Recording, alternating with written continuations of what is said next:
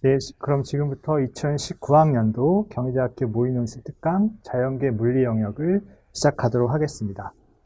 네, 출제 개요를 먼저 살펴보시면 논제 2-1에서는 운동량 보존 법칙을 이용해서 2차원 평면상에 충돌하는 물체의 속도와 반발 계수를 계산하고, 그리고 반발 계수에 따른 충돌의 종류를 알고 있는지를 평가하였고요.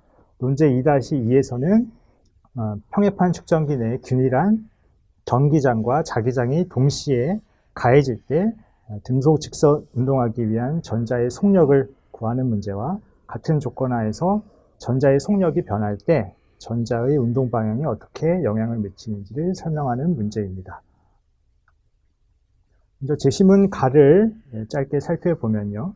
제시문 가에서는 운동량 보존 법칙에 대한 개념이 설명이 되어 있습니다. 즉, 두 물체의 충돌에서 외력이 작용하지 않을 때 충돌 전과 충돌 후에 상대 속도의 비가 다르더라도 운동량의 합은 항상 같게 됩니다. 이것을 운동량 보존 법칙이라고 하죠. 특히 2차원 평면상에서 두 물체가 충돌하는 경우에는 X축 방향과 Y축 방향으로 각각 따로 나눠 가지고 각각의 방향이 운동량이 보존이 된다라는 개념을 사용할 수가 있습니다. 그리고 두 물체가 충돌할 때 충돌 전과 충돌 후 두 물체의 상대 속도 크기의 비를 반발 계수라고 하는데요. 반발 계수 값에 따라 가지고 충돌의 종류를 나눌 수가 있습니다. 즉, 반발 계수가 0에서 1 사이의 값을 가지면 비탄성 충돌이라고 정의할 수가 있고, 그리고 반발 계수가 1인 충돌을 탄성 충돌이라고 정의할 수가 있습니다. 그리고 비탄성 충돌인 경우에는 충돌 전과 충돌 후에 운동량의 합은 보존되지만 운동 에너지는 감소하게 됩니다. 반면에 탄성 충돌인 경우에는 충돌 전과 충돌 후의 운동량과 그리고 운동 에너지가 모두 각각 보존이 됩니다.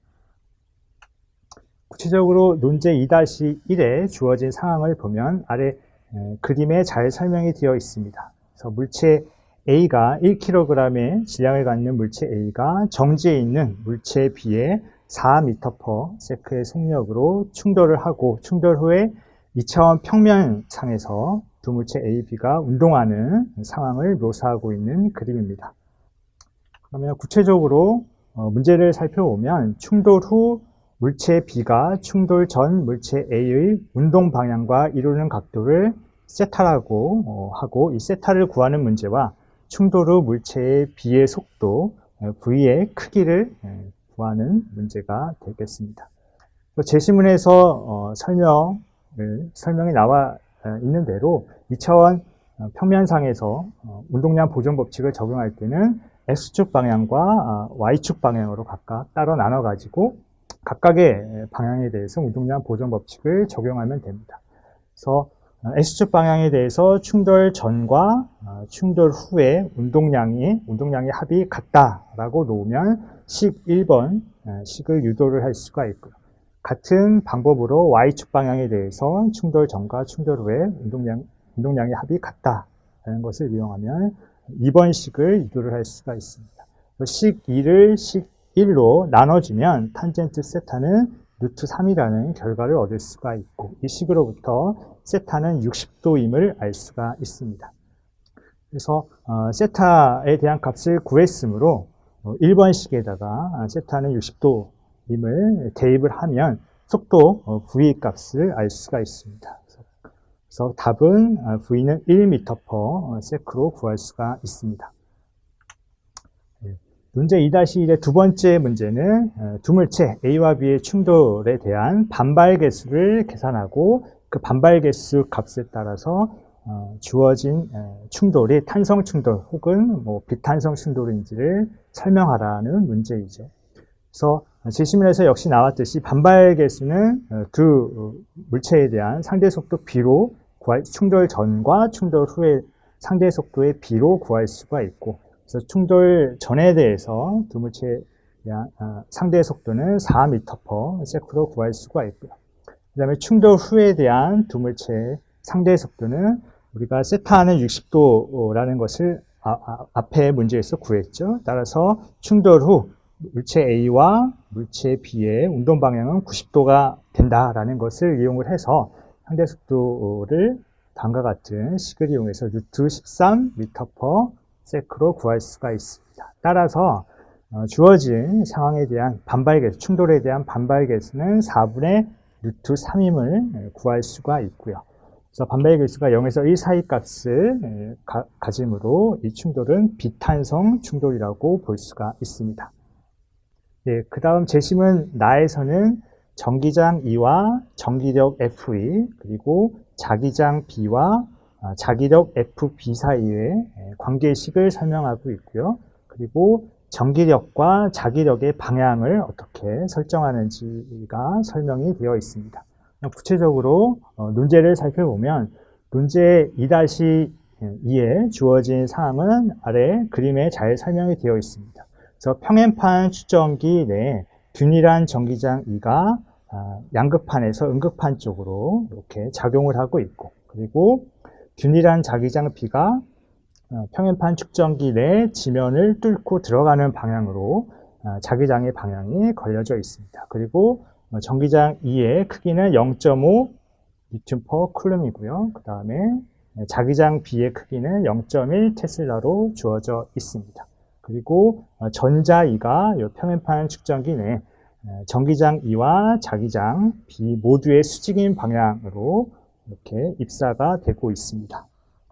주어진 상황에서 전자 E가 등속 직선 운동을 하기 위해서 가져야 될 이제 속력 V0가 몇 미터/s인지를 구하는 것이 첫 번째 논제 2-2의 첫 번째 문제입니다. 이 경우에 전자가 측정기 안으로 입사할 때 전기력 FE는 기본 전자량 2 곱하기 전기장의 크기 2로 이렇게 구할 수가 있고요. 그 다음에 자기력은 지면에 뚫고 들어가는 방향이니까 지면의 이제 수직임을 알 수가 있습니다. 따라서 자기력 FB는 다음과 같은 식으로 구할 수가 있습니다. 여기서 이제 중요한 것이 그 전기력과 자기력의 방향인데요. 전기력의 방향, 전자 E가 받는 전기력의 방향은 전기장 방향의 반대 방향이니까 양극판 쪽으로 이렇게 힘을 받게 됩니다. 반면에 자기장 B에 의해서 전자 E가 받는 자기력의 방향은 그 반대 방향인 음극판 쪽으로 이렇게 향하게 되겠죠. 따라서 등속 직선 운동하기 위해서는 전자가 받는 힘이 전기력과 자기력이 모두 같아야 되는, 서로 상쇄해야만 등속 직선 운동을 하게 됨을 알 수가 있습니다. 따라서 식을 설정을 하면 다음과 같은 식으로 우리가 그 식을 세울 수가 있고, 이 식에 따라 가지고 V0에 대한 값을 구하면 5m/s가 됩니다. 마지막 문제는 같은 조건 하에서 전자의 속력이 등속 직선 운동하기 위한 속력보다 만약에 크다면 전자의 운동 방향이 어떻게 달라지는지를 구하는 문제입니다.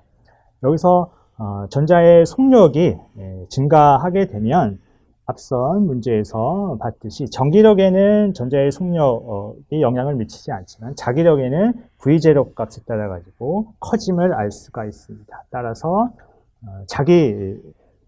전기력보다 이제 자기력이 더 큰 상황임을 알 수가 있죠. 그래서 자기력의 방향은 음극판 쪽으로 향하는 방향이 되니까 전자는 만약에 속력의 등속 직선 운동하기 위한 속력보다 크다면 전자는 음극판 쪽으로 더 힘을 받게 되고, 따라서 전자의 운동 방향도 음극판 쪽, 아래쪽 방향으로 휘게 된다는 것을 알 수가 있습니다.